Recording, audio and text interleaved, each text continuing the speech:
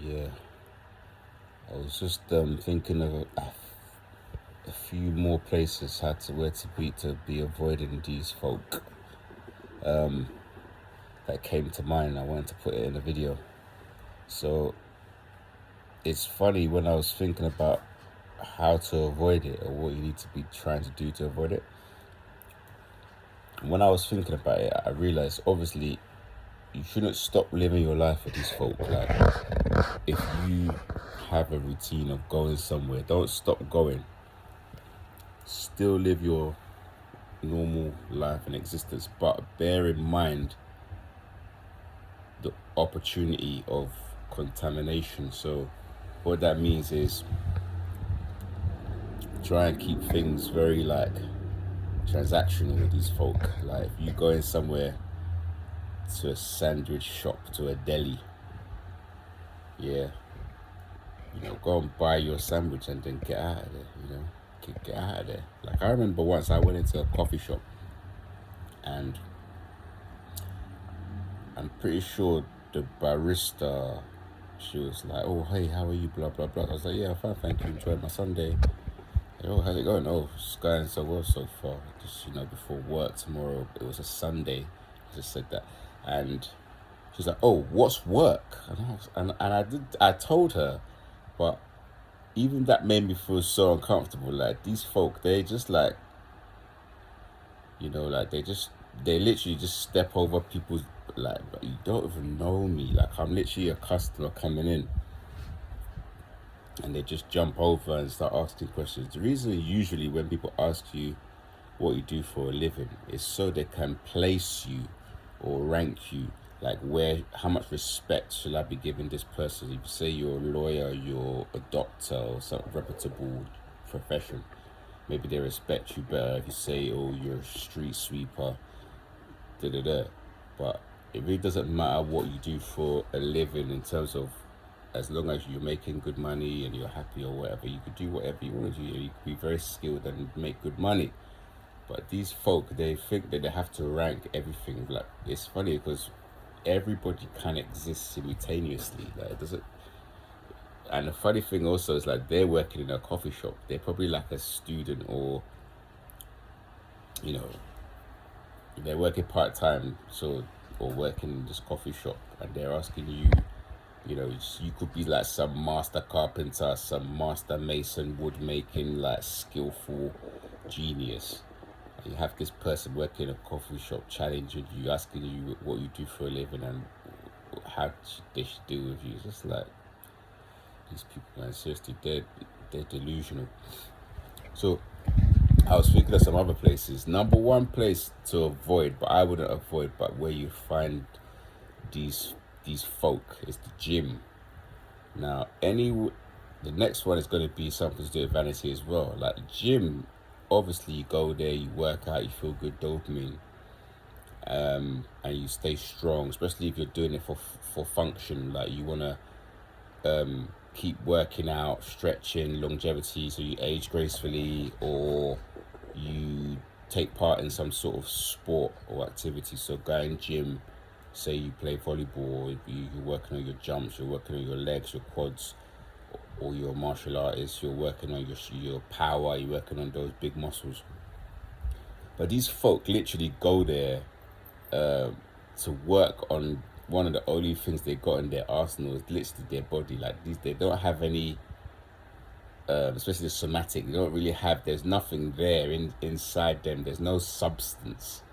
So they go to the gym to sculpt this body, like this really, like, visually pleasing, like like, you know what I mean, that's like sculptured body, like perfect body. If it's women, it's like the glutes, the bum, and perfect hourglass and slim, nice clean arms. And guys, big shoulders, the V taper, arms, veiny big arms for. They're all working, trying to get, and they're all looking in the mirror. Even when they just walk past the mirror, they might walk past one mirror 50 times, and they always look at themselves. It's like, seriously, the gym is full of narcissists. psychopaths and energy vampires. I was in the gym today actually, and there's one young lady who goes in there that I've seen her a few times, and I think she was going to get sanitizer, like the spray to clean the machine or whatever, and I was just literally, my eyes was just going past her. They weren't even looking at her, and she just aggressively looked behind her, like, or looked away. You know, that whole thing is like when you're looking at someone, they want your energies, so they won't actually look at you. They'll look on their phone, or they'll look at, you know, there's like, as soon as you looking at them, you know, the president of the United States is messaging them, or a UFO somehow is flying in the sky, they have to look up and look away or do whatever to get your attention or to get some of your energy. She just looked back. I wasn't even looking at her, literally. A lot of the time they just come into your point of view. So if you can avoid the gym or certain times, or work out from home or YouTube videos or whatever, I would say that. But I would also, if you go gym, don't stop going to the gym because these folk frequent the gym. Just literally go there, put your music on, stay in your own zone. If someone that you know says hello, you know, you can say hello back, and they keep it moving. I mean, there's so many of them in there. It's really like again, there's a pool of them. I want to talk more about the gym as well.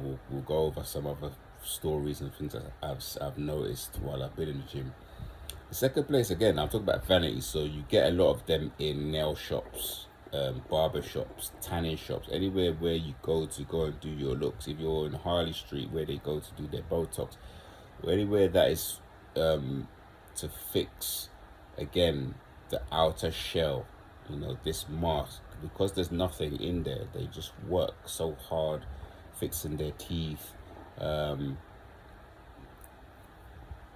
just anything that's on the exterior, you know, like it's never kind of like working on all those childhood wounds and those trauma, you know, going to see. A lot of them do actually have therapists. I mean, number 4 that I was seeing, she claimed she had a therapist, and she's like, oh, I asked my therapist if I was one, and he said I wasn't.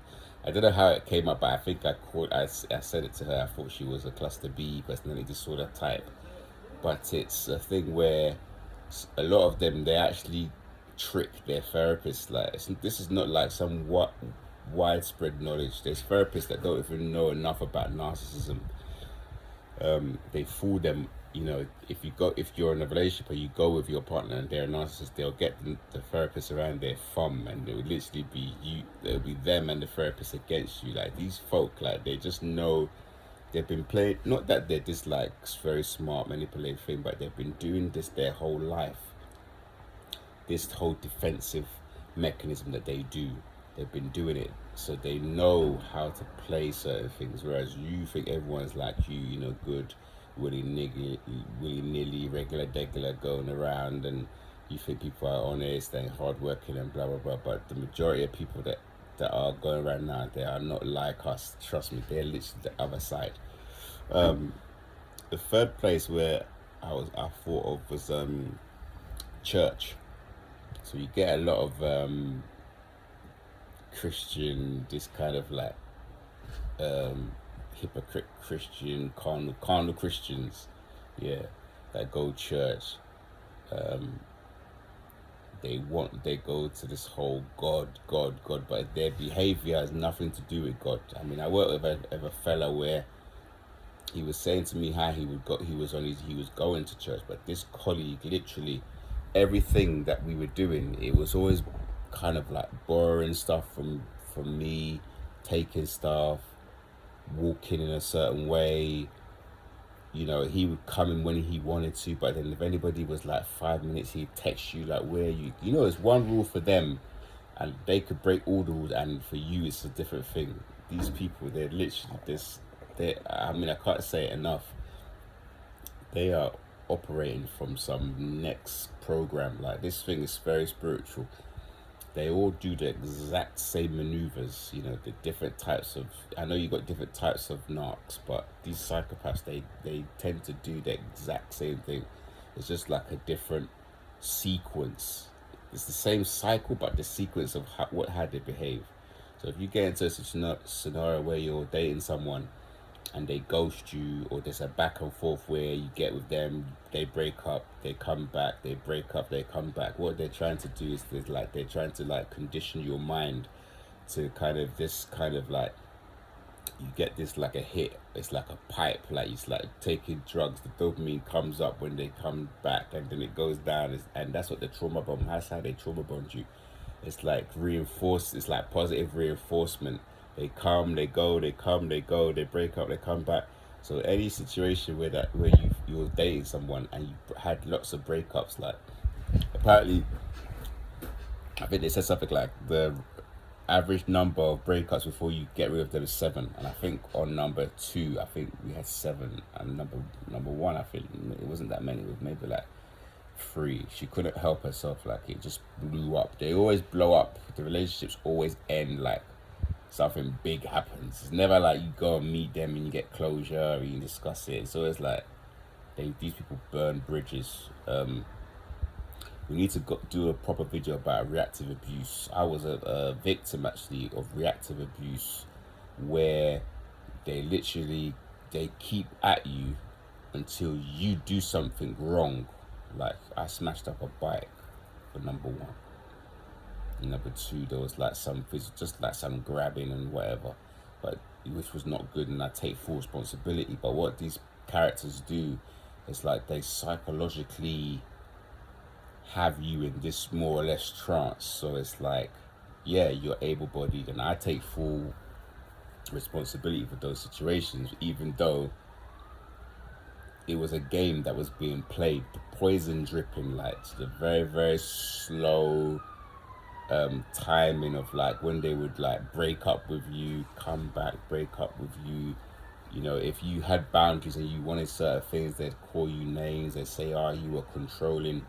The number 2, I think she actually used to punch, spit, kick, all kinds of things. But then in the end, she was ready to call the police quick, flirting with other people in front of them, just like doing all kinds of really horrible things. So that's it really. Just be aware of these places to see these people. Just keep everything transactional, like. And if they ever like walk away, if they dump you, if they go to 0, you gotta go negative. And don't take them back. If you want them back and you feel this pining, that's what they want. That's the trauma bond. That's what happens when they keep coming and going. You have a bond. It's like trauma. And another thing about these situations with these folk is that one of the things that draws you to them is that the abuse can sometimes feel familiar. Like say when you were younger, your attachment style of your parent, that whole kind of like, it wasn't very consistent, it wasn't very secure. So these people, and also you can also be not available. Like you could also, like we sometimes are unavailable. Like we don't know. It's like in our shadow. We don't like people getting too close. We pull back, and they do that as well. That kind of avoidant attachment style. It's all not very healthy. Like whenever you're seeing someone and there's like games and it's like coming and going and there's someone that's creating this insecurity in you, just lock it off straight away. Your cut-off game has to be swift. Love is something that's calm and peaceful, unassuming. You're free, everybody's relaxed, you know, it's something that builds really slowly and it's like everybody's feeling expanded. That's love, you know, like chill. It's not this kind of like, oh my god, where are they coming, where are they going, where's my phone coming, oh, they're gonna call me back, are they gonna text me back, are they gonna dump me, are they gonna blank me, are they gonna block me, are they gonna ghost me? That's not love. That's not love. Love is like chill, man. I want you to do you. You want me to do me. We are independent, and together we make something even more beautiful. We expand together, you know. Devotion, you know, like just like pure, like bliss, more or less. Working things out, communication. Not this kind of like, oh, I'm gonna do this and I'm gonna make you fear me to get supply, and then having this kind of robotic sexual relations, you know. So everything's all robotic. The love, so you don't, when you have that love thing, it's such a soft, and there's time. Everyone has time. It's like patient. It's the one that is the highest frequency, man. It's like what you need to aim for. All right, that's probably got enough points. Hopefully you're looking after yourselves and you're on your healing journey. Don't go back. Keep doing what you're doing, and good luck. And I'm sure you're going to get through this, and you're going to be a lot stronger, a lot healthier. You're going to be able to spot these cretins a mile off. So you're on the right path. Keep going. See that. Peace.